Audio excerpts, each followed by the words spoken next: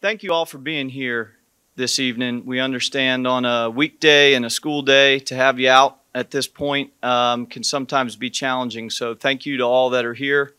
My name is Trent Merritt, Regional Vice President with Spectre Venue Management.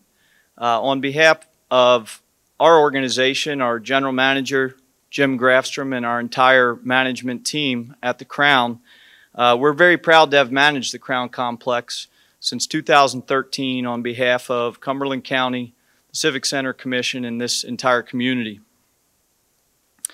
We're here today to introduce CSL, which is Convention Sport and Leisure, who has conducted and finalized a feasibility study to provide recommendations based on the potential closure of Crown Arena and Crown Theater in November of 2025. As a reminder of how we got to this point, if you can remember back to 2019, which seems like ages ago, in September, the county approved Spectre to move forward with managing a competitive process to hire a consultant that was qualified and experienced in performing these types of studies. In January 2020, after that process, CSL was selected and started their study shortly thereafter. The report has been finalized and is very detailed and comprehensive. If you've seen it, it's just over 200 pages. It is available for download via the QR code that's on the seats here, as well as on the Crown website, which is crowncomplexnc.com. The presentation you will see this evening will summarize the major findings and recommendations based on CSL's independent research, data collection, and professional experience and expertise working with these types of projects, similar venues, and communities. As I mentioned, I do appreciate everyone that's attended tonight. We are streaming this live on the internet as well, so appreciate those that are watching, and it is being recorded as well. Before I go any farther, I do want to just recognize a couple of the county commissioners that are in attendance tonight. Chairman Evans, and we have Commissioner Keefe as well. If you could just say hello real quick. Thank you both for being here today and the support that you've given through the process to the Crown. With all that said, I'd like to introduce Adam Kearns. Adam is the Executive Director with CSL, and Doug Moss. Doug is the partner with Steinberg Hart Architects. They're going to facilitate the presentation here, and I'll let you gentlemen take it away.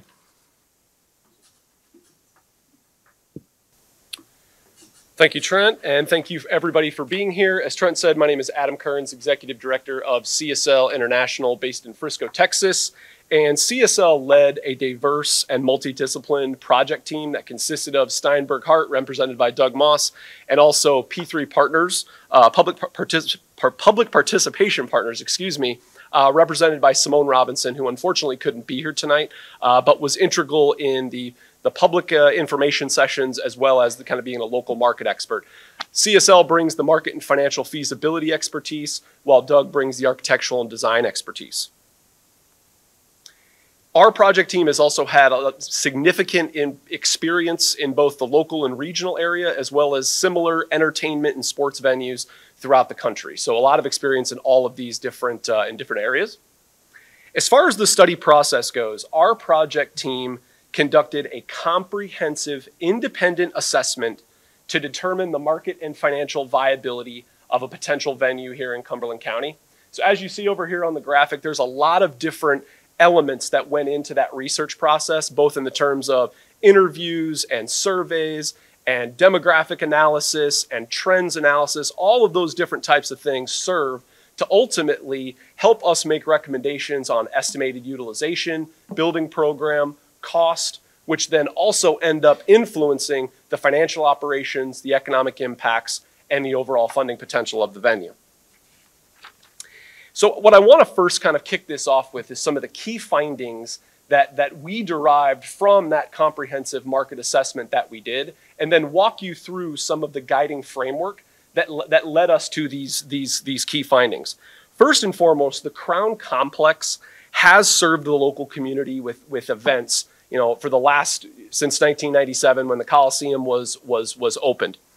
Past studies, as a lot of you know, have concluded that the arena and the theater have necessary repairs, both ADA and other things, that are cost prohibitive and thus are resulting in the closure of those two venues by November 2025. So that's kind of what we're up against. The results of significant public and stakeholder outreach suggest there is a desire to replace the arena and the theater with a new venue to help retain all of the different types of entertainment and other events that are hosted at those facilities. Throughout all of our research, whether that was with the public or otherwise, it's vital that this facility and the programming in it are reflective of the young and diverse community and population that are here in Cumberland County. Local and regional and national promoters that we talked to expressed interest in bringing events to this venue of a variety of different types and sizes. We must have careful consideration of the competition that's in the local and regional market. I think that's really important. The competition is out there, venues are out there, and we have to make sure this venue is as multi-purpose and flexible as possible to create a niche and host as many different things as we can. The entertainment industry and a lot of the different concerts and other types of events, that industry has sustained growth. We know we've had a little dip with COVID, but we expect that to keep going and have a resurgence. And that is something that we really have to continue to focus on is what are the trends in the industry, both from a venue perspective and an event perspective. The demand for a multi-purpose venue is important, and there is that in the marketplace to retain those existing events that are happening today and that other events that we need to try to bring into the market. And finally, the existing food and beverage tax is the viable funding option for this facility. And that is what we are focusing on throughout this study. So the guiding framework. So I think at the very beginning of our study, it was really important for us to understand what is the Crown Complex, what does it host, what are the venues, and what are some of the configurations that it has. And I think really as we start to talk about retaining events in the market today that could go away if the Crown Arena and when the Crown Arena and the Crown Theater close in 2025, we've got about 60 events, again, a variety of different types. So those are entertainment, flat floor shows, sporting events, that if we don't have a new venue, would not have a home in this marketplace. And so we have to consider those things as we go about doing this study. At the outset of the engagement, we conducted a significant stakeholder and public outreach process in order to identify goals and objectives and learn more about the local market as it sits today. And so we talked to, as far as stakeholders go, a variety of different city and county elected officials, community leaders, arts organizations, and other individuals throughout the market. And really the key findings, we asked them a variety of different questions and asked them a lot of different things to understand what their thoughts are. The key findings really associated of that is that they need a facility, or we in this community need a facility that's financially sustainable. There's a desire to be able to host a wide variety of events. We have to be multi-purpose. We want this venue to serve a niche in Fayetteville. Stakeholders, the stakeholders I mentioned, largely preferred a downtown location over some of the other areas, regions that we looked at. And an extension of the prepared food and beverage tax is the primary funding method that we should be looking at. In addition to that, we wanted to make sure that we opened this up to the wider public to have the ability to provide their thoughts, what their goals and objectives are, and what's important to them. So we hosted 4 public forum sessions at 3 high schools and at the Crown. Over 80% had a positive attitude towards a new venue here in Fayetteville or in Cumberland County.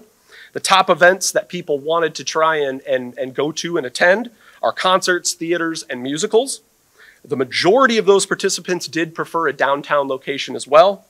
And again, when we asked about what is a successful project, it was really about something that's self-sustaining and that helps promote economic growth. As I said before, understanding trends in the industry, and I really mean the entertainment industry, is really vital for us, because what we want to really do is we want to design and program a venue that not necessarily is what the industry is today, but what it's going to be in the next 4 to 5 years when the 2 venues close and we need to have this new venue. We want to make sure that we're responding to the ways in which patrons want to experience the event. We want to make sure that we're responding to the way in which artists need the event configured in order to have their amenities, their load in, and all those different types of things. And so as we look at the entertainment industry, we have seen sustained growth. And I think as we look at concerts and family shows and comedy shows, those are all revenue producing events that we're going to need in this venue. And so it's good for us to understand that this is a growing market. And as we come out of COVID, we anticipate that will continue to grow. As we talk about the venue trends, that's really important for us as well, because what we're seeing in the industry is flexibility in terms of seating, staging, acoustics, well-designed other types of spaces, whether those are lobbies, atriums, outdoor plazas. We're trying to get having the ability to host events in all these other spaces and create unique areas to generate revenue. And so we have to have these venues. We have to think about that before we start to build the facility. How can these be multi-purpose and host these different types of events, as well as just being nice aesthetic additions to the venue? Premium seating and hospitality is important. It makes up a small percentage of an overall venue's capacity, but it can mean significant dollars to the bottom line, and it also can create different ways in which different customer segments can take in an event. And I think it's really important, again, that we have those array of rentable spaces, but very important, and it's not up there, is the fact that we have to make sure this venue is right for the artist. That is going to be so critical for us. It has to have the dressing rooms, it has to have the amenities, it has to have the load in, load out, so that they have a good experience when they come here and they want to come back. If the artist doesn't have a good experience, it's going to be hard to get them back year over year. The term performing arts center has been kind of, I know, thrown out through the last few years and given the name of something that could replace the 2 facilities that we've talked about. And so I just wanted to kind of touch on that a little bit. As we look at the kind of quote unquote performing arts venues, there's generally different types that serve different users and have a different kind of operating mission or profile. Really what we're focused on today is more of a commercial arts oriented venue that's going to try and host a lot of concerts and comedy shows, but also be flexible to host a lot of those shows that are currently hosted at the Crown now and other shows that we can bring in. So again, that's where we're focused, less on the traditional performing arts, university type facilities, and obviously something like a casino facility. As I mentioned, regional competition, we have to acknowledge that there are venues out there right now that are going to continue to operate. They're going to continue to operate the way they always have. And so we have to, again, make sure that our facility is flexible and that we have the ability to create a niche in the market in order to generate the types of utilization we're going to need to help drive the bottom line for this facility. So promoter interviews were something that, again, were very important for us. We talked to stakeholders, we talked to the public, we wanted to understand the goals and objectives. But the promoters and the event organizations are the ones that actually bring the events to the facility and result in the utilization and the revenue. So we talked to a variety, over 20 different organizations and promoters to understand what their thoughts were on this venue, what types of events they thought they could bring, and I would say even as important as that is what are the facility different configurations, the facility building program that you need in order for us to accommodate your event. So some of the highlights of that is that obviously the Crown Arena and the Crown Theater are outdated and need of replacement. Fayetteville is a secondary or a tertiary market when we look at different markets around the country, whether we're talking about Los Angeles or Raleigh or whatever it is. So we will need to rely on a certain level of local and regional utilization in order to continue to operate. A facility of approximately 2,000 to 3,000 in total capacity is what best serves the market. It's going to be important, again, that this venue have modern amenities, both from the artist standpoint, revenue generating amenities, and operational efficiencies. That multi-purpose design is what's going to allow us to host those broader range of venues. And they believe that a venue could be successful in this market and host a wide variety of events. So in addition to that, again, we wanted to make sure that this was as open and public of a process as possible. So we talked to our stakeholders, we had the public sessions, we talked to our promoters. We also worked with a variety of different entities, whether that was the county, the city, economic development, other different groups, to help us distribute a survey to the wider audience and the wider region to understand, again, what do they want out of this facility? What's important? So some of the key feedback that we received is that the vast majority of these people do think that the events that are hosted at the Crown today are important to the community and they don't want them to be lost. About 90% indicated a positive attitude towards the construction of this multi-purpose venue or this new venue. Nearly all of our respondents indicated a willingness to come to an event regardless of what that event was, a concert, a family show, whatever that might be. The most important event types that they had that were important to them were concerts, theater, Broadway, family shows, comedy shows. The Crown Complex was slightly preferred by the respondents of the survey, with downtown being second and the Fayetteville Outer Loop being third. Survey respondents preferred the multi-purpose configuration, and we showed 2 photos of what multi-purpose facility might look like and what a traditional performing arts center would look like. They preferred the multi-purpose. And respondents indicated that if they did have this type of venue inside of Cumberland County, it would be less likely for them to leave Cumberland County and go to entertainment events and retain those economic dollars and those disposable income dollars because it's now here in Cumberland County or inside Fayetteville. Overall, we received 1,300 responses, so we were very happy with the response that we did get from the local community.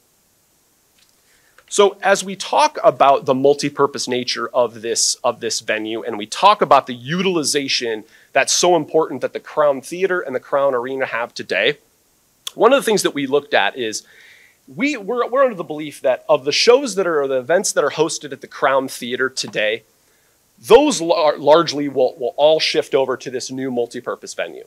But really what's important is how can we accommodate the shows or the events that are hosted at the Crown Arena, which are a little bit more sports showcases, flat floor shows. They do have a few concerts, but it's a lot more of those shows I mentioned before. So when we look at this chart here, this chart is all of the Crown Arena utilization over the past 3 years. Now, if we were to build in Fayetteville this traditional performing arts center that has been talked about or that we showed, a facility, like a multi-purpose facility would be able, or the traditional performing arts center would be able to host about 25% of the existing events that are hosted at the Crown Arena. So that would include some of the concerts, some of the family shows, some of the small banquets, some of the smaller performing arts that they host, 25%. Now, if we have this multi-purpose venue, not only could that multi-purpose venue host that 25%, but it could also host 53% of the event activity down here in this blue as it relates to some of the larger banquets and meetings, the sporting showcases, the graduations, and the trade shows. So that's about 75% of what the Crown Arena hosts today. We do have the remaining quarter of events that unfortunately our multi-purpose venue wouldn't be able to host. And those are, the roller derby, the basketball, some of those other types of events. We do have the ability to take some of those events and put those into the Coliseum in a quarter or a half house configuration. So we wouldn't lose all of our events. To say that we would retain 100% of them, I can't say that, and that's probably not likely. But we do have the ability to keep a lot of the events that we're hosting today with this multi-purpose facility. So what does this all mean? So all of that research assisted us in coming up with what we believe is the market supportable utilization profile for this multi-purpose venue. So as we look at that, we kind of look at it in 2 different types of events. We have our ticketed events and we have our non-ticketed events. So in terms of ticketed events, we're kind of looking at more of our concerts, our comedy shows, our family shows, some touring theater, and local and regional performances. That represents about 66 or about 70 ticketed shows on an annual basis with an average attendance of about 1,300 per show. When we look at our non-ticketed events, which we do host quite a bit of those at the Crown today, and again, if we have those multi-purpose spaces to try to grow that, those are sporting showcases, graduations, community events, private rentals. We could host around 80 of those on an annual basis, which brings us to a total of about 150 total events at this facility, with a total attendance of about 129,000. So on average, about 900 people per event, but obviously that's split between the non-ticketed and the ticketed. So what does that mean for seating capacity? And as I said before, as we talked to the promoters and we did all of our research, we needed to understand what's the market supportable seating capacity to accommodate these events. So many different things went into this. As we looked at kind of the top 200 theaters, which is about as close as we can get to a facility like we're talking about, as reported by Polestar, which is an industry publication that talks about, that ranks theaters based on ticket sales. The average theater in that top 200 is about 3,300 seats. When we look at those theaters that have a similar total attendance to the 129,000 that we have, their capacities range about 2,000 to 3,000. Now, when we look at historical needs of events hosted at the Crown Arena and the Crown Theater, we can accommodate 66% of those shows under 1,500, 79% under 2,000, and 90% under 2,500. We also then asked our promoters and our event organizations, what do you think? What does the market need? On average, it's about 2,500 seats, 2,500 capacity, excuse me. So overall, as we look at the recommended building program for this facility, our facility would max out at about 2,500, minimum of about 2,100 if everything was seated, but a variety of different configurations in between, whether we're doing full seat, and some standing, all standing. But I think what's even more important than that is this facility will have to be flexible from the perspective of hosting events, or hosting types of entertainment events that require this, but also being flexible to get rid of all the seats and put down tables for a banquet. Put down some other configuration for an esports event, or some other configuration for a meeting, whatever that may be. And so Doug's going to talk a little bit more about the building program and some of the other aspects of our site analysis. What Adam talked about is really the main performance space, that room that would allow you to flex from having 2,500 people, some standing, some sitting, to around 2,100 folks that would all be in a seated configuration. But in addition to that, there are a lot of other spaces that need to be a part of this building in order to make it, as Adam said, competitive in the marketplace, to make it an exciting place to come, and to also offer a whole range of other earned revenue opportunities. So for instance, in addition to the big room, there would be a very large lobby space. A lobby space that would be a grand entry, but also a space that you could use for other rentable activities and events if you didn't have something in the main room. There would also be a number of meeting rooms that could be dividable, not unlike this room where they can be divided into a number of smaller rooms. Again, a greater range of types of activities and types of events, as well as earned revenue opportunities. There'll be a whole host of concession opportunities throughout all levels of the building. There'll be lots and lots of toilets to make sure there's plenty of room for people to be able to get in and out during intermissions. And there's also lots of support spaces that are for the patrons and the visitors, as well as support spaces for all of the performers and the actors and everything that's taking place kind of behind the scenes. The images that are on the screen here really are trying to allow you all to get a better understanding of a visual nature of what this space might be. So let's, for an example, take the top one in the middle. So this is a big, almost what I'll call a U-shaped or a horseshoe-shaped room. And you'll see in this image that there are no chairs. So on the main floor, sitting in front of the stage, there are no chairs. On the balconies, there are no chairs. So this is an example where you might be able to get, say, that 2,500 seats or the 2,500 capacity that Adam talked about. But if you look at the image on the far upper right, here you see an image where the house is packed. The floor, right in front of the stage, has no seats, but all of the balconies around the perimeter are fully seated. So that's another example of a different type of seating capacity. If you look at the two on the lower right, these are the very same room, taken from the very same viewpoint, the photo is, but this is to look at that entire main level and to turn it into an entirely different space, in this case, a banquet space. So we're just trying to illustrate the variety and the flexibility that a single building and a single room would be able to provide Cumberland County. We also wanted to do a understanding of what is the total project cost for the building. Not just the construction cost, but the hard costs, the soft costs, There's been lots of escalation that's hitting our market, particularly because of what's happening with COVID and the supply of materials. And so the 89,000 square feet, which you see the bottom, one up from the bottom, represents the total amount of square footage that we need to do all of those things that we just mentioned, from the back of house to the front of house to the lobby to the main flexible room.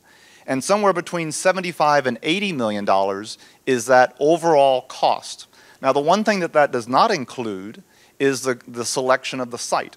We have not selected a site, and we'll talk a little bit in a moment about the site selection, but this does not include whatever cost, if any, for that site.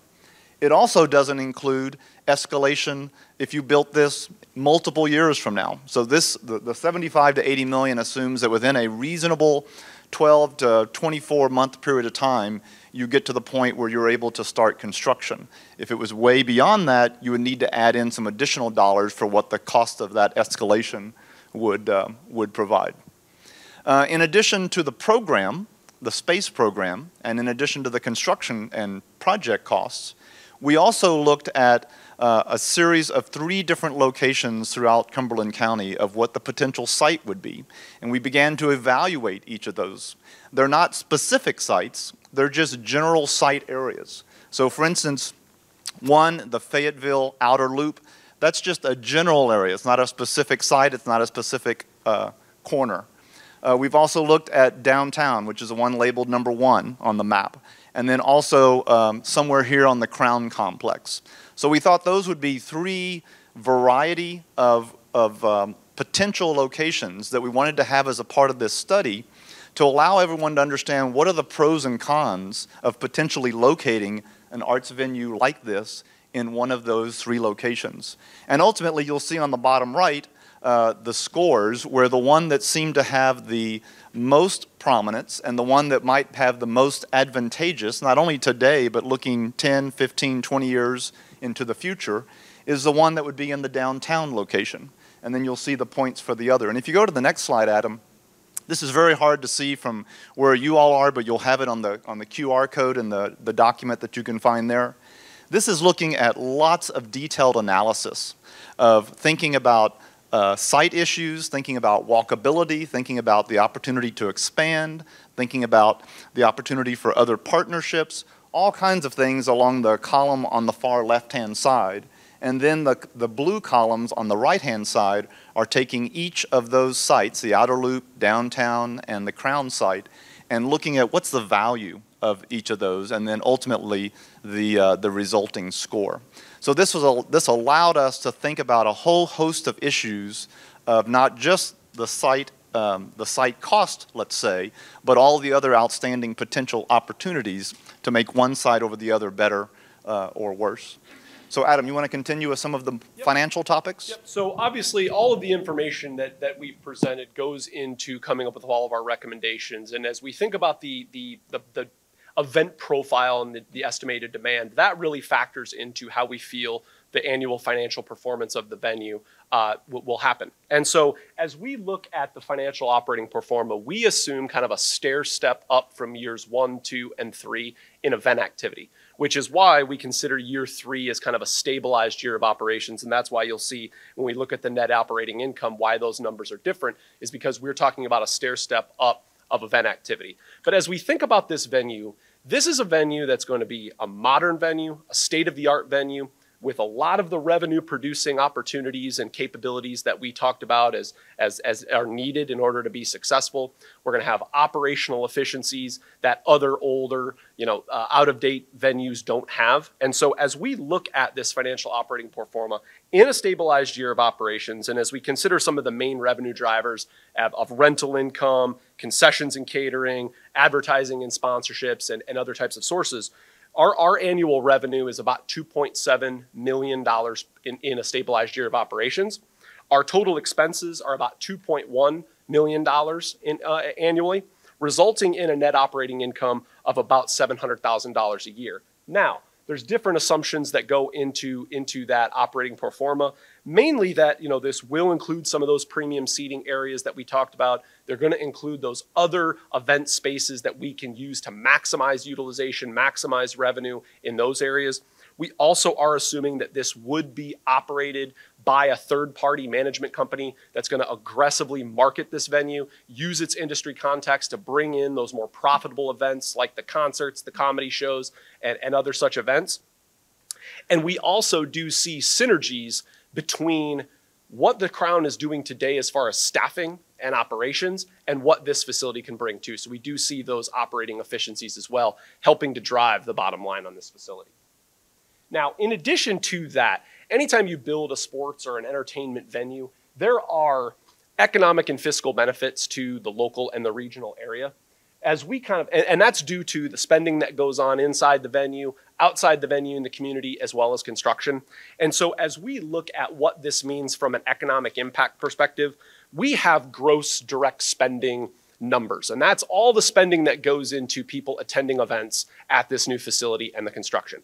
But we realize that not all of that spending is new to the market. Some of that spending would happen regardless of whether we had an entertainment venue or if we didn't. So we factor in all of those things, which displacement, that spending that would have occurred anyway, as well as leakage. We realize that certain types of expenditures don't stay inside the market. So if I go eat at a restaurant before a concert and spend $50, that restaurant is going to need to buy supplies, but maybe that supplier is outside of the local area. Thus, the money leaves the market and there's not a direct impact. So we factor all of those different types of things in.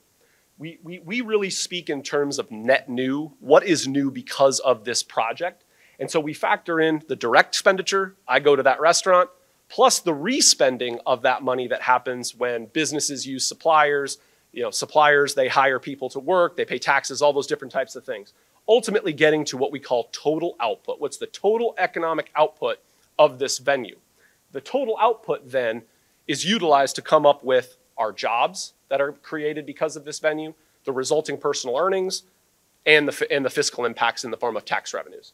So as we look at economic and fiscal impacts to the city, the county, and the state, we do have economic activity and resulting fiscal impacts that are happening because of this venue in the form of jobs, personal earnings, and tax revenues. And as you can see up there, it varies based on market area, but it will generate significant economic activity in the form of construction and annual operations. As we talked before about funding, based on our analysis and the feedback that we've received and the information that we've done and the research we've collected, the F&B tax is the viable funding solution for this project. Based on that 1% food and beverage tax rate and the estimated collections of about $8.3 million, we looked at historical collections, we looked at what the impacts of COVID are, we've looked at what those projections could be further. In 2025, that totaled gross number could be about $8.3 million. Now, we believe that the estimated revenue that would be available for debt would be about $4.2 million when we factor in operating subsidies to the Crown and any debt obligations. So that $4.2 million, if we finance that over 30 years, that results in total funding available for the project at about $80.6 million. Now, we did mention before that we project there to be their operating income for the venue. And so if we took that same operating income and financed that over 30 years, if we had to use that for funding, that could generate an additional $5 million. So it definitely does not have the power that the F&B tax is, but that is something, again, that we've looked at and that is in place right now. It's to be used for entertainment, and that is the viable funding solution according to this analysis. So what are the next steps?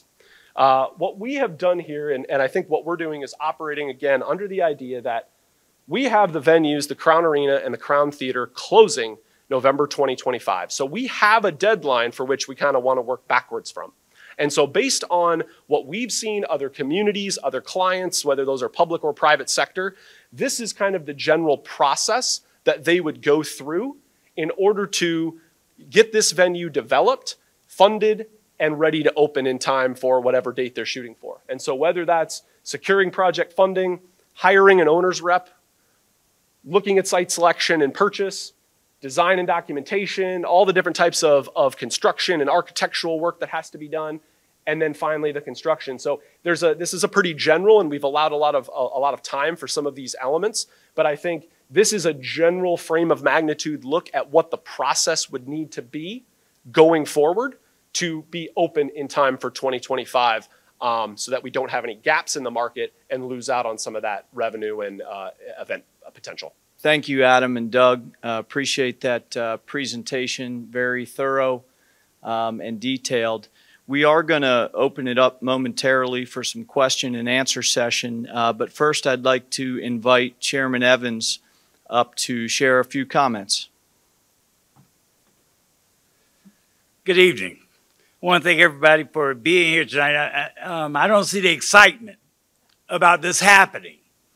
Can we believe that we are here tonight to see a presentation of something that we're looking forward to happening here in Cumberland County that will bring entertainment, economic development, and do a number of things to enhance this county. So we should be excited.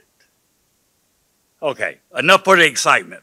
I want to thank everybody for tonight's presentation. I would like to thank the Cumberland County staff, our manager, Amy Cannon, and co-manager Sally Shutt, for everything that's being done here and moving forward with this project. The Board of Commissioners have partnered with Spectre Management to bring in a third party, CSL, to conduct the facility study for replacement facility for the Crown Theater and Arena. We are excited that the study has been completed after being delayed by COVID-19 pandemic, and we want to thank CSL for their work on the 200-page report that has now been turned over to the board and county staff. After reviewing the details in the report, the board will be scheduling a meeting in the future to discuss our next steps.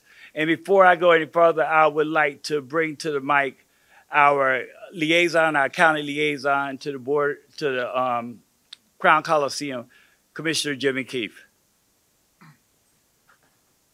Thank you, Chairman Evans. Well, this is a long time coming, and two, I'd like to thank you guys, CSL. This is a very thorough study. There's a couple things that are very exciting to me. One is it's profitable. It can be profitable. The second is it proves that our community can support this. And the other thing is, if you go through this, one of the main things is our community deserves this. We are the only community of our size in the state of North Carolina without a venue like this. We are operating out of an almost 70-year-old venue right now that our citizens deserve this. So I hope you have questions. We want to answer your questions, but the time is now for us to do it. You know there's a hard deadline here. The Spectre management is already trying to book. They'll be booking next year for multi-year contracts. And we don't want to have them in a position where there's some dead space out there. This can be done. And if the community get behind it, and I'd appreciate any questions and all the support that you could give to us. Thank you very much. This didn't just happen. There was a lot of hard work from a lot of people that came through here. So now's the time to get moving. Who wants tickets? All right. Thank you.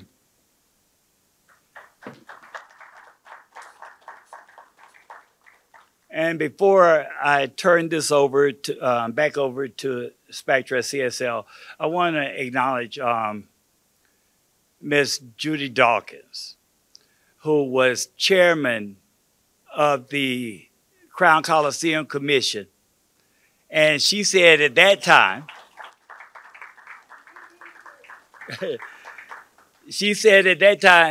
don't forget where it started, that she was chairman of the board when all this conversation began. And I said that to say there are people just like Ms. Dawkins who is very supportive of this project. And as my colleague said, this is an exciting time for us. It's going to happen. And I pray to God that it happens before that date that we see there is 2025. It's time to move this on and make it happen here in Cumberland County for the betterment of this community and the citizens alike. Thank you. I now leave the floor open for questions with CSL and Spectre Management.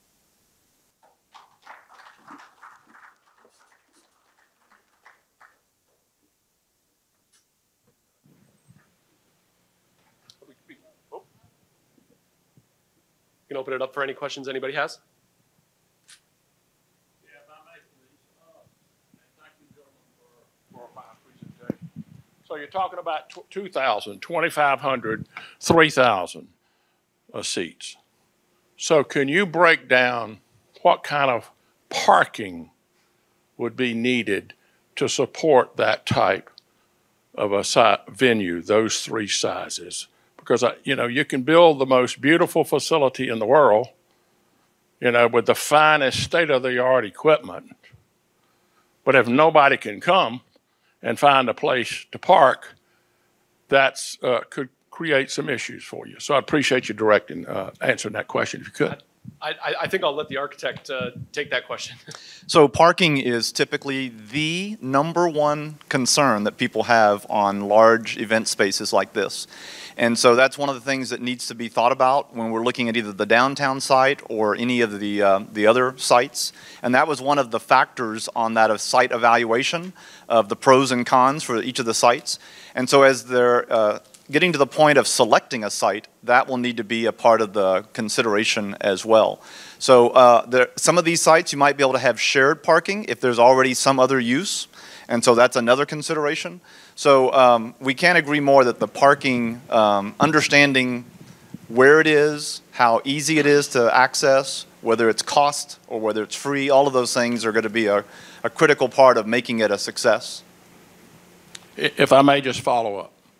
So, Judy, thank you for your service. Bill Bowman, you were on the board back when this place was built, and in 1996, I was honored to co-chair the Vision 96 committee with the late Jim Cooper. And there was a lot of conversation then about building this place, where it should be built. You know, some people think now that it should be built where the courthouse, where the prison is downtown. But the truth of the matter is this was built here because there was the space to do it. And it was made it a multi-purpose facility connected to the Charlie Rose Agri-Expo Center. So my question to you is, are you building for 2025 or are you building for 2035? Well, I think what we did in our study is we looked at different regions that this could be built. And I think based on the information that we received and all the feedback that we had and what we know about successful venues, those are generally located in downtown areas where there's synergies with other venues, there's the ability for economic activity, there's things for patrons to do before and after events, there's amenities for artists and things like that. So I think we would definitely be, and I think as I mentioned before too, regarding the trends in the industry as it relates to venue development, we want to make sure that this venue is built for the long haul and for the future.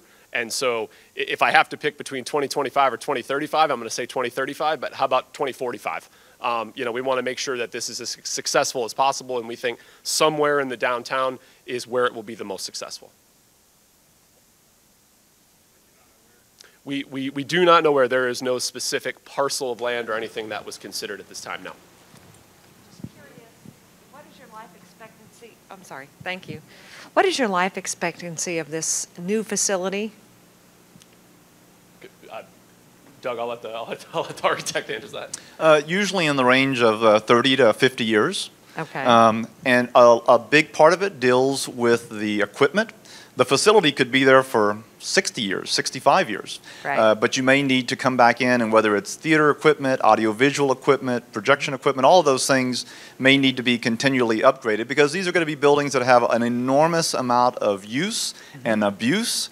And so we've got to make sure that the material selections at the beginning are very durable, but also that you can go back in and improve the facility without having to change the overall facility.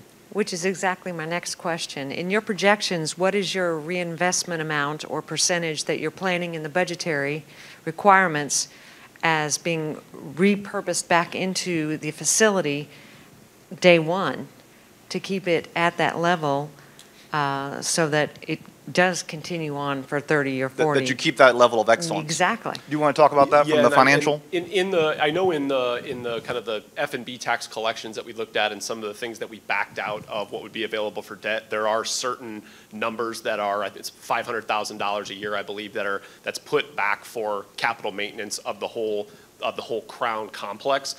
Really what we would say is that you need to fund a capital reserve account every single year in the amount of about 0.5% of project costs. So that goes into an account every year that, as Doug said, can be reinvested as it relates to technology, some of the, just the different decor and things like that. So that would be something that would be below the operating line. But as we get further down the road, having and funding that type of account would be absolutely critical. So basically, you're saying that's not projected at this point? Not in the operating pro forma that you saw. That would come after. That'd be a non-operating expense, but that is something that would need to be funded. Yes. Definitely critical. Yes. Here, let me give you this, sir. Downtown. Did you look downtown at a particular area downtown? People in this community, when they talk about downtown and they talk about the potential for a performing arts center, they want to know where downtown. George mentioned the prison, the jail. But did you look at areas downtown? We did not look at any specific area downtown other than walking downtown, looking at a map and saying, what are some of the possibilities. But outside of that, it's very, very general. So I'd have to go back and look at the map to see where because really when we did that too. Then what did the survey, the people, the stakeholders, not just elected officials, I feel about that survey. Yep. What did they say? They were very interested in attending events. They were very interested in, are you talking about just from the location perspective? Yeah, a lot of them are really interested in downtown. Yep. There's talk of possibly the county co-opting with the city, or wherever they read it, or hear about it, or see it tonight. They want to know where downtown.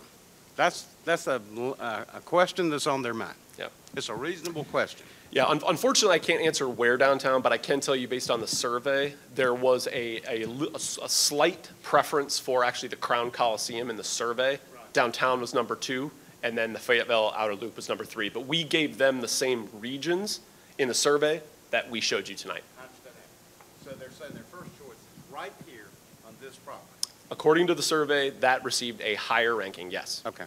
Would that be right out there where the arena and the theater are? Right there in front of US 301? That's a possibility, sure. Okay. How about the outer loop? Did they say anything there? There's new recreation.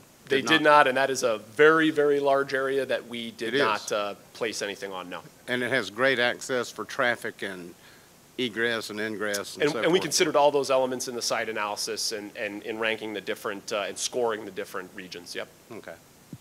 How much did this study cost? I believe, Trent, do you remember what the total fee was? $125,000. Fair enough. So let me also address the site selection topic in the sense that it is, as you point out, it is a very important topic because obviously you can't move that once you've made your decision and once you build your facility. And there are just an enormous number of issues that were beyond this study. And the first part of this study was to determine, do we have a really good case? Do we have a good case to do this at all? And then if we have a good case, what's the best location? But we didn't get down to that minute topic of the actual location because, as you say, it's a very hot topic. Other questions? Lots of them.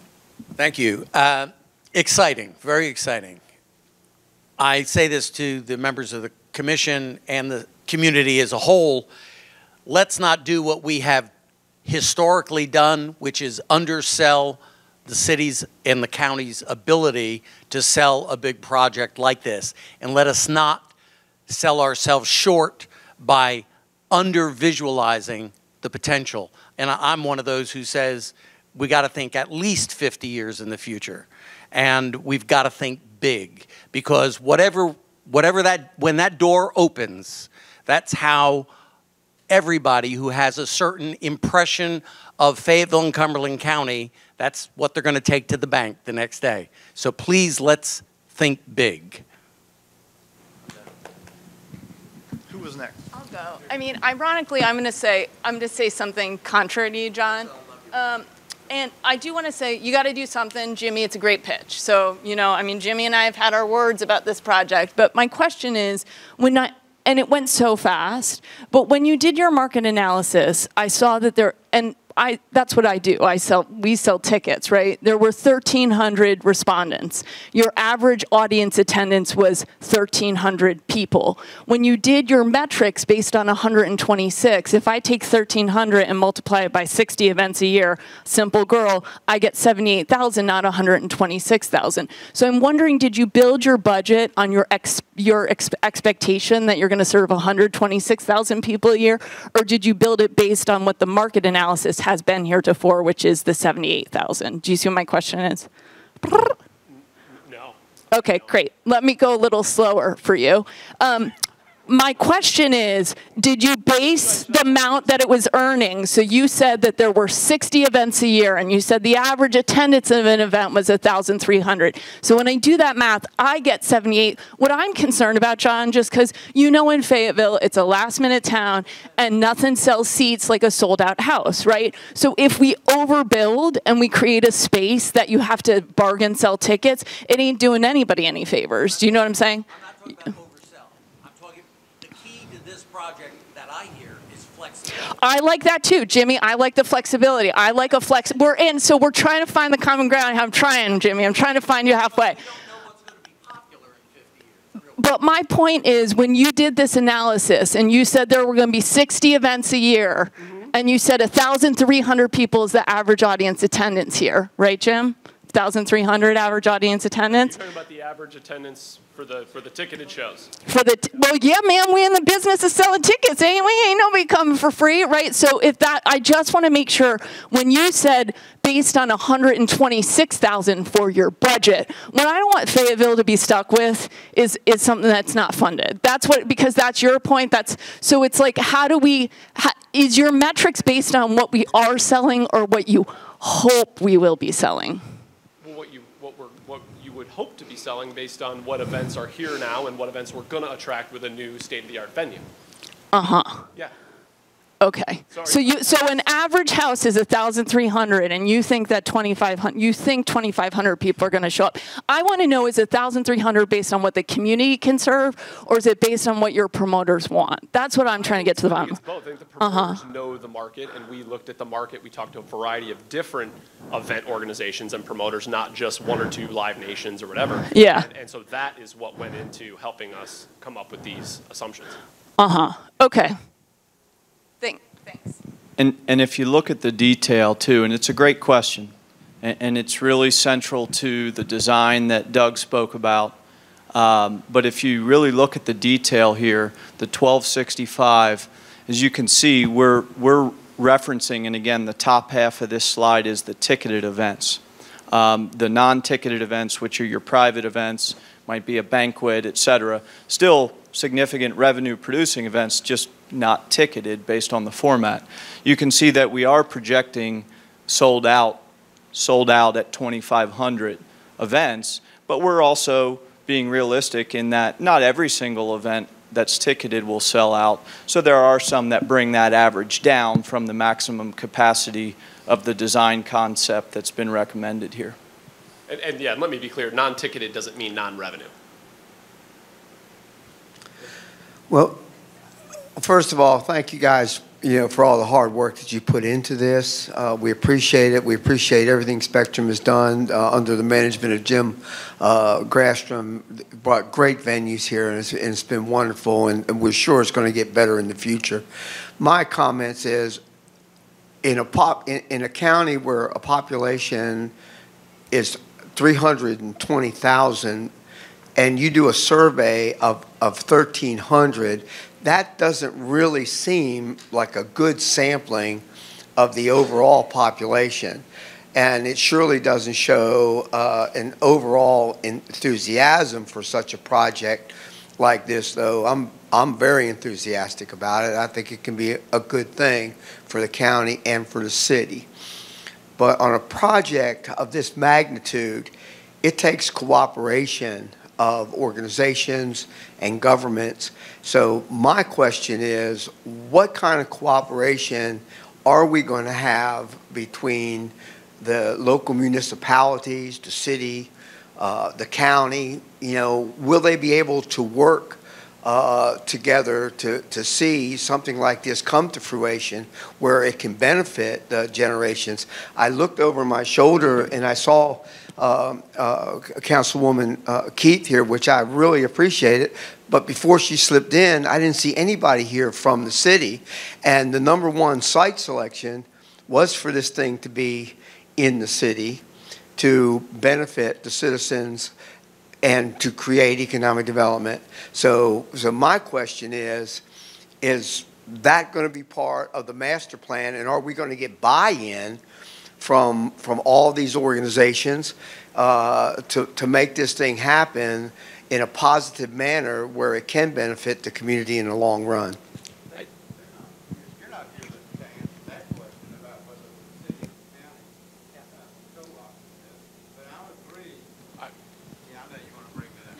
I guess I would just say that. I know that, listen, everything you said is pretty good. When we did this, when we built this arena and this theater, when we built this theater, did that work for you, Bowman? When we built this theater, We're going to get another one. When we built this theater and this arena in 1968, and I knew those commissioners. Malzahn might have known them. There were people like M.M. Beard. And when we built it in 1968, the first group that came here was Paul Revere and the Raiders. Then we had Ray Charles. But here's the point. That was in '68. In 1976, in that arena, we had Elvis Presley. And that's the biggest entertainment night in this town in its history. Grasser may say their Elton John was good and so forth. Elvis Presley.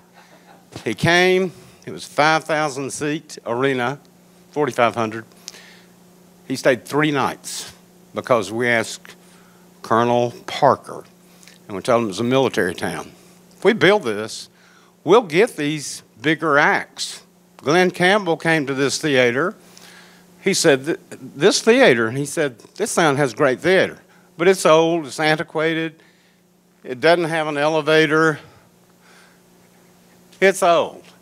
It's on life support. But if you bring something new, similar to the Performing Arts Center in DPAC in Durham, downtown, something like that, this could stimulate something. We had Foreigner at that theater. It's one of the best nights community concerts ever had in its history. This is the right thing to do, and I appreciate your survey too. But I would also agree with Bill Bowman. Where's the city? Where are these city councilmen? Congratulations. Well, I know Kathy's here. You pointed that out. I understand that. Well, where are the rest of them? There's 10 of you. Where are the other 9? Thank you. Well, thank you. And actually, Bill sets up my question, which is not nearly as loaded and much more technical. If you would, you talked about, we've talked about the limiting capacity of the existing theater. I think Sherry brought up an excellent point about future remodeling and renovations for that.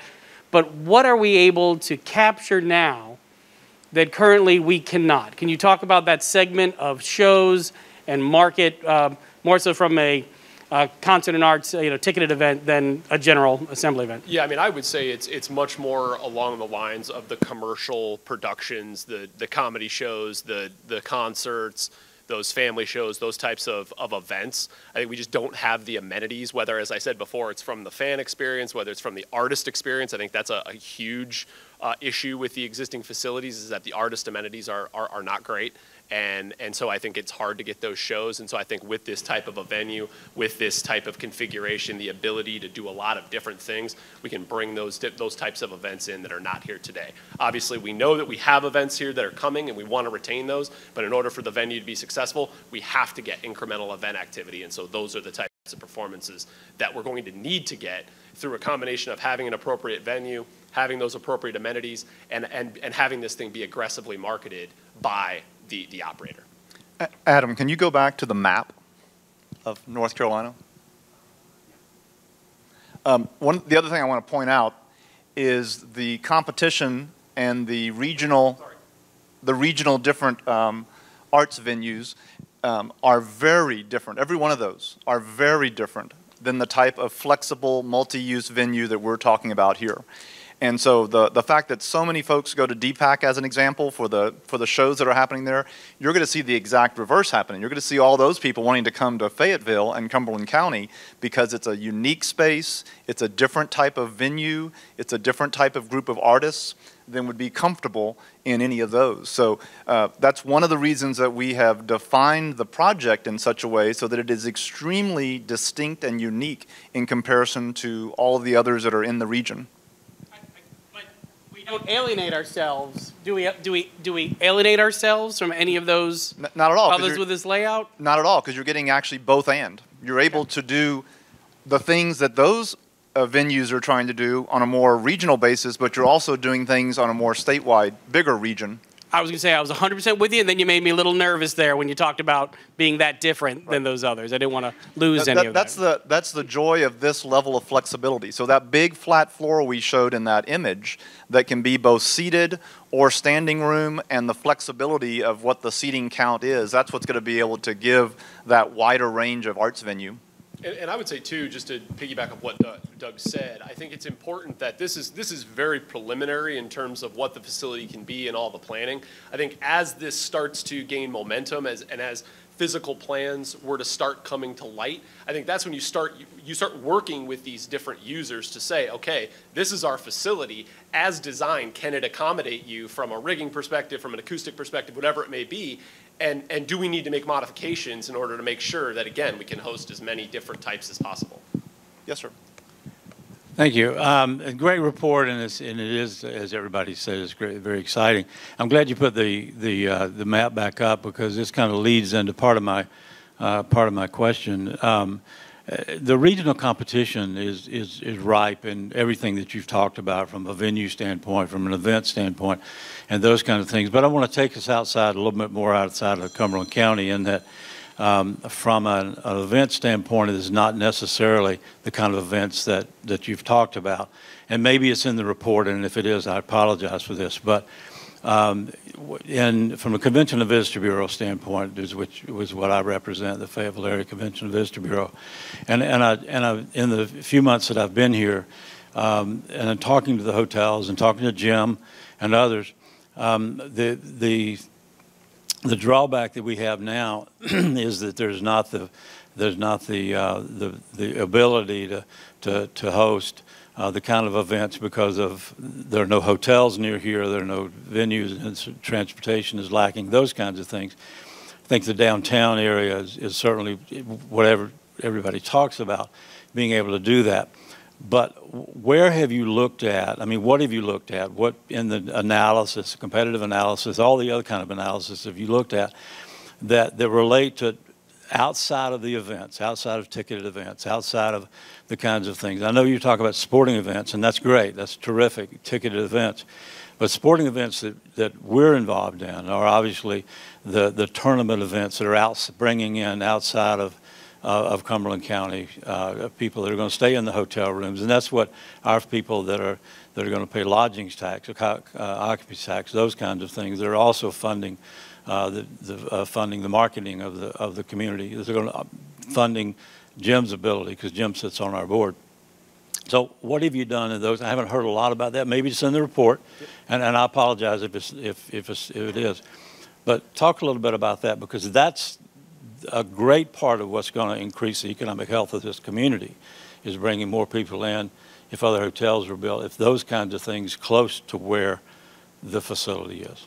And so we've talked a lot about local and regional, about maintaining the events that we have, but we definitely went outside of that and looked more, larger regional and national as far as event promoters and things like that go. But I think when we had some of those local discussions about, what's missing in the marketplace, not only were we talking about, a state-of-the-art entertainment venue, but a lot of things were talked about in relation to event spaces, flat floor spaces, hosting meetings and banquets and things like that. As you're saying, bring people in from outside of the area. And so, again, that's why we talk about this facility being so multi-purpose, because we want to be able to host those types of flat floor shows, those types of meetings, banquets, all those different types of events too, to come in from outside the area, or accommodate existing users inside the market that are taking their business elsewhere because there isn't a facility. So we talk to a variety of different users across all over the area. This conversation initially started as a performing arts conversation where we were looking at building a performing arts center, but there seems to be an evolution in this dialogue where we're looking at more of a multi-flexible space venue. How did that occur? What were the factors that influenced that? You know, I think what I see here is not a performing arts center. I see something that has, you know, a multitude of options to impact the, me too. I think it's really cool. Mm-hmm.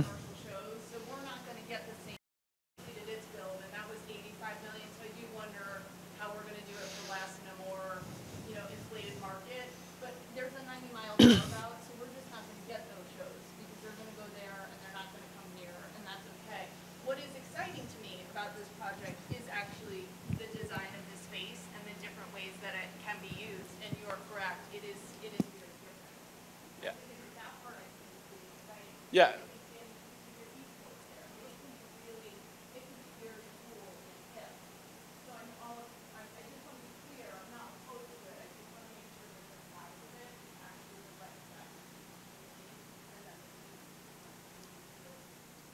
I would say that this is probably the purest result of a market and financial analysis that you can have, and that's really where you allow the research and the opinions of the marketplace and the existing realities of the market dictate what venue should be supported.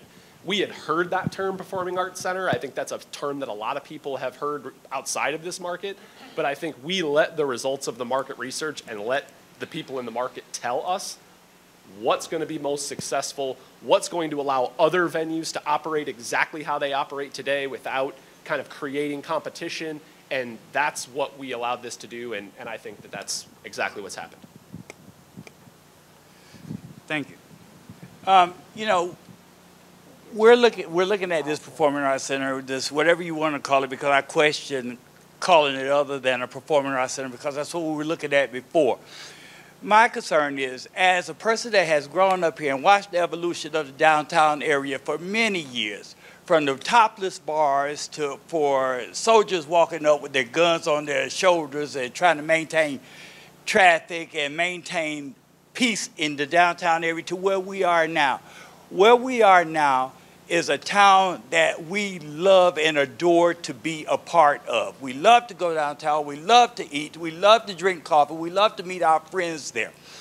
Downtown to me consists of from the train station to the market house. To me, that's downtown. Even though past the market house is also part of the downtown area. But there's not too much expansion going past the market house.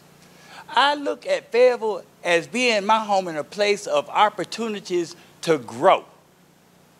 I think that regardless of what the study says, I shouldn't say it like that, but regardless of the choices that were made to the selection of where this facility should be, I, for one, want to go on record saying that I hope it's on the other side of the market house. That would grow our downtown area. Don't dismiss the work that has been done to create the downtown that we have. It could be better. I heard about the hotels. The possibilities of hotels being built. That could be done downtown. Convention centers. I heard you talk about a convention center near where the stadium was at one time. We can't let these dreams go to waste. We can't let the work that has been done go to waste. We need to capitalize on what we have now and improve what we have now. Not saying that now downtown is not good now, but I just want us to really think about the location. First of all, this building is being built because we need it on a number of accounts. The need is because the facility that we have now, there are a number of things wrong. So we have the opportunity to build a new one. We have the opportunity to enhance our downtown area. We have the opportunity. I was in discussion with city members, with councilwoman Jensen this morning, talking about the county and the city working together on projects. This is an ideal project for the county and the city to work on together. And believe it or not, when I served under this young lady as liaison to the Crown Coliseum, there was talk then about this facility being downtown. If it sounds like Charles Evans is selling the downtown area, you are absolutely right. You are absolutely right. So let's don't stop a good thing. I'm just planting a seed. I'm just planting a seed because I know there's more work to be done, and I hope it doesn't take to 2025. But let's don't destroy what we've already started and have accomplished. Let's continue to make downtown the downtown that it's supposed to be for everyone to enjoy. Thank you. So, Should be. Trent, it's not working. So good evening to everyone. For those of you that do not know me, I am the Mayor Pro Tem of Fayetteville. My name is Kathy Keefe Jensen. So, but I'm always a Keefe to some. But what I wanted to say is I was sitting here listening to everybody about the city. First of all, at no fault of anybody's, I just found out about this meeting this morning at our city-county liaison meeting. So I will say that is probably one of the reasons there is not more here. But I was part of the group that had the Parks and Rec bond, and I'm part of the group that did the baseball field. And as I was sitting here listening to everybody, it is amazing to me that we throw out all the negatives, and I know you have to have both sides, but the heat that we took for the baseball field, and I will tell y'all a little inside of the big scoreboard when you walk in, the first thing you say is, wow, I don't feel like I'm in Fayetteville anymore. There was, I think we went through every snack that was in front of us, and we fought our way through to realize that Fayetteville is good enough, and we are so good that we deserved that big board. We deserved it, and it almost did not happen because people did not think that people would come, and they didn't have faith in Fayetteville. And we ended this morning not agreeing, but we're agreeing right now. It has to go downtown. There's no other way it can happen. And downtown is more than Hay Street. We have had the conversations. Bianca and I have had lots of conversations. It needs to go over to Franklin Street. It needs to go to Green Street. It needs to go down to Person Street. We have got to build it. So I guess what I'm trying to say is the city wants this. We want it. We can collaborate with the county and we can make sure that this happens, but we need everybody else behind us to say $70 million is a lot of money, but we deserve it, we can feel it, and we can make it happen. But everybody in this room has to go out to 50 people when they say Fayetteville, it's never going to work. You have to say, yes, it's going to work. We have proven it with downtown. We've proven it with Festival Park. We've proven it with the baseball park. And we've proven it with the skateboard park. How many people have been to the skateboard park? So let me tell you, blood, sweat, and tears. People did not want the skateboard park. If you go there, it is filled all the time. So that's my lecture with Chairman Adams. Chairman Evans, that we agree it has to go downtown and we cannot skimp. It has to be done first class. So that's all I have to say.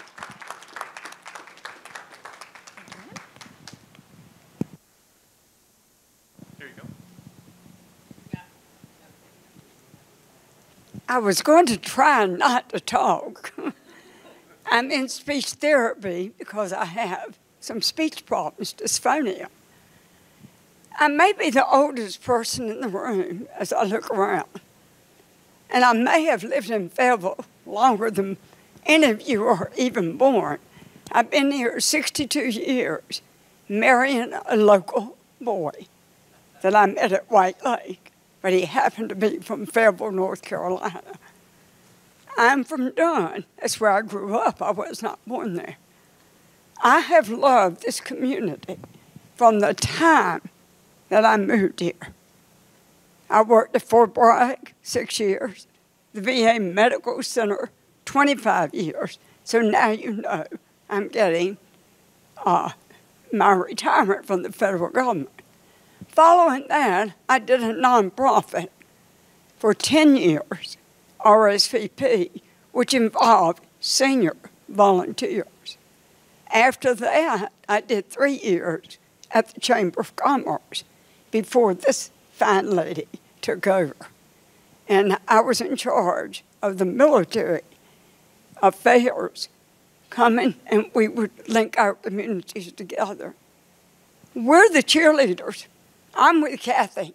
I knew both of these people when they were growing up here. They were little, but it didn't bother me. I won't let anybody, including the 10 VA directors that I worked for, no, 7 in the 10 years that I was in the front office. And when they put down our community, I would pipe up. And yes, they could have moved me or fired me. Well, they couldn't have fired me because I wasn't insubordinate. You don't know what we have because you don't look for it. You ride to Greensboro, you ride to Raleigh. I've done that too, if I really wanted to see something. But we're the people that showed up for this. I didn't know it till Bill Kirby put it in his online column late yesterday afternoon. I missed church tonight. I'm one of those that goes on Wednesday night to Snyder Memorial. I've been a member there 62 years. I wasn't going to say anything because I say the same thing over and over. But when Kathy said, I think it was Kathy that said, 50 people, think of everybody you know. And they're going to be naysayers. I've had people that ask me why I still volunteer to be on boards. And I'm 80 years old. I volunteer because I care. As long as I can drive and get there, as long as I can walk in and keep my mind, why wouldn't we care about where we live? Whether you chose to live in Fayetteville or not, like I did by marrying somebody, and you took a job position, you've been here 2 years or 62. We have got to do this. It's going to close. And the sooner and the quicker we do it, the quicker it will get built. And nobody will still be sitting in that building where a seat might fall down accidentally. We don't want that to happen. Please be a cheerleader. I was a cheerleader at Dunn High School. You know how to do it. You speak up. But you care. You've got to care. I've got grandchildren that live here. I've got 2 great-grandchildren. My children came through the school system. My grandchildren did. My great-grandchildren. We have got to take care. I may not even be here when it's built, if it's 2025. That doesn't matter. I want to be part of it until I go home. And that home will be heaven. I don't intend to leave Fayetteville. And if you love it, you loved it enough to show up tonight, no matter what time you heard about the meeting. It doesn't matter. You've got to do this. And you've got to talk to everybody you know, church, work, school, everywhere. Thank you.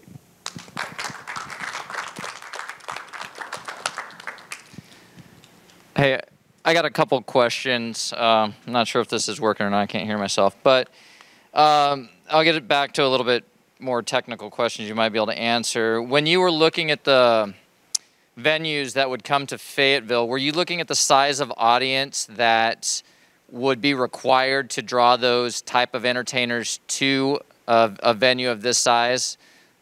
Take a Garth Brooks, for example. I'm sure he has like a 50,000 type capacity. He might be a little extreme using that as an example, but when you were looking at venues and talking to the promoters, did that ever come into consideration? And then I got one follow-up after that. Yeah, I mean, definitely. We had to take a look at if we're going to have these concerts, these comedy shows, what types of acts can we get? And so, yes, using industry publications, talking to the promoters, what the average attendances are, we definitely took that into consideration of what would be possible here. Absolutely, yeah. Okay, and I noticed that we have some retirees in the room, but there's no active duty people here representing Fort Bragg. When you were doing your market analysis, did you ever reach out to any of the Fort Bragg individuals? Having recently separated from the military, I know that we do brigade and higher type events, formal events with and without spouses, and from personal experience, we went to Raleigh. We didn't stay in Fayetteville. We did. We went out to Fort Bragg and met with them and talked about how they could utilize it, what types of events, and it's a variety of things. It's the events you talked about, potential for things like esports. I mean, all different types of events that we talked about with them. So yes, we did engage them.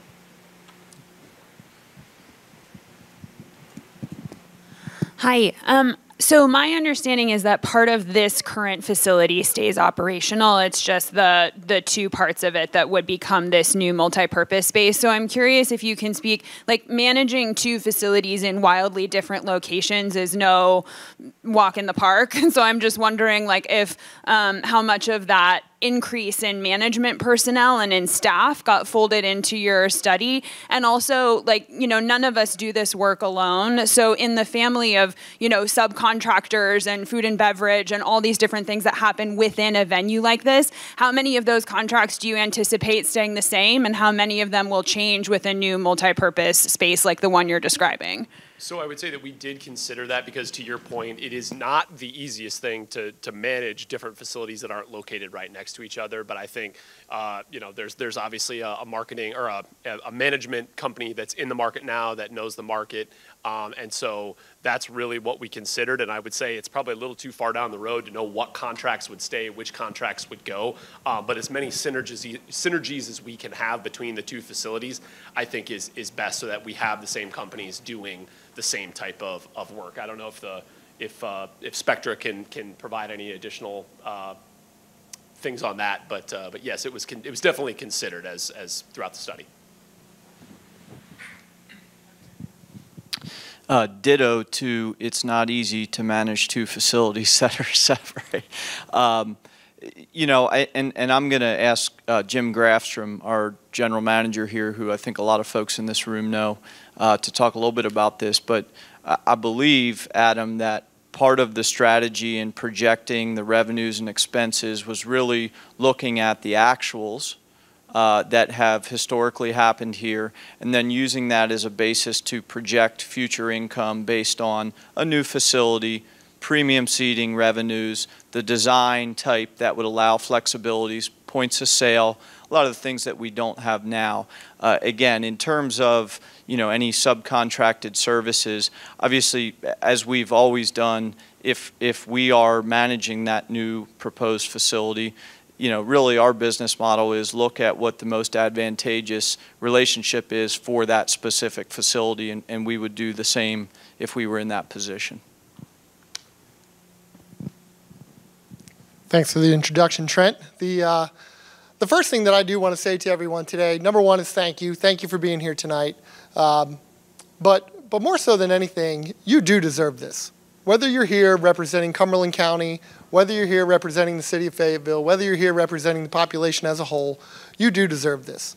As the operator of the Crown Complex, the general manager of the Crown Complex, I will be very blunt and honest with you. The number one complaint we have at our facilities is not the style of event. It's not the quality of the event. It's the quality of the facility. People don't come to our events at the theater, or they choose not to come to our events at the theater, or they choose not to come back to our events at the theater because of the quality of the facility. It's not because of the quality of the act on the stage. When we started this conversation in 2019, when we really started this conversation in 2019, we started with a presentation that was made to us about a performing arts center. And, you know, for me, one of the things that stood out point blank is I personally did not necessarily feel as if that was the right model for our community. I didn't feel so. As the operator, I didn't feel so. There's a few things that we lack at our facilities as it stands. We're in a ballroom right now. It's a great ballroom. It's 10,000 square feet. That's beautiful. It's perfect. But one thing we don't have at our theater as it currently stands is we don't have a pre-function space. We don't have a function space at all. We have a theater and an arena, and we do VIP events in a hallway in between next to the restrooms. It's not necessarily conducive to add-on revenue. So one of the things that I think is really exciting about this facility, aside from it not being a performing arts center and being multi-purpose, it gives us the ability to do a wide variety of events, banquets on the floor, and I'm saying us, I'm being rather presumptuous. It gives our community the ability to do these. But the other thing it has, and I don't know that it was really discussed, because I think it was kind of glossed over, was the side function rooms, the side meeting space. And it says 3 meeting rooms expandable to 5 or something along those lines. One of the great things is that you can then use the multi-purpose floor space for a main presentation with breakouts. So we talk about, you know, it was mentioned earlier, do we need to build a conference center? Do we have a conference center? This facility and the way it's designed here can be used as a mini conference center. And that can happen. We don't have that in our community. We don't have that ability to do that. So there are certain aspects of this that I think are absolutely fantastic as an operator, get me excited for what we can do separate from the normal ticketed event. And we're not necessarily talking about, you know, Broadway, to your point earlier, but we are talking about, you know, the conferences, the meetings, the banquets, the training sessions, those types of things that if you come to the Crown Complex right now, you're utilizing the ballroom as your main space, and then you're breaking out where? Or you're coming in and you're utilizing the expo as your main space, which is cavernous, and then you're breaking out where? Into the ballroom. But it's not enough. So when we're looking at these things, these are the things that we're dealing with. This is the feedback that I've gotten from operators at this complex and what we could use. I think this really hits the mark on a lot of those points. But really, I want to just leave you with, in my opinion, again, you do deserve this. Thank you.